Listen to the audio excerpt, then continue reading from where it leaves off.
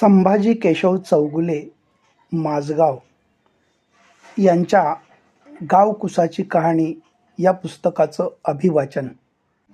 साधारण 12व्या शतकाचा तो काळ असेल.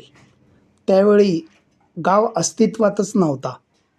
घनदाट झाडींनी व्यापलेला असा तो कासारी खोरा, हिरवीगार गच्च झाडी, सरळ उंच झाडं, पारंब्यानी ओथंबलेल्या वडाखेरीज पिंपळ, बाभूळ, आंबा, उंबर, चिंच अशी अनेक प्रकारची झाडं शांतपणे उभी होती. पावसाळ्यात खळाळून वाहणारे ओढे निशब्द झाले होते. लहान सहान पाण्याची तळी आटायला सुरुवात झाली होती. अधूनमधून वय झालेल्या वाळक्या झाडांच्या फांद्या मोडकळीस आल्या होत्या. काही ठिकाणी उंचच उंच हिरवं गवत, तर काही ठिकाणी वाळलेलं काटेरी गवत बोराटीसह उभं होतं.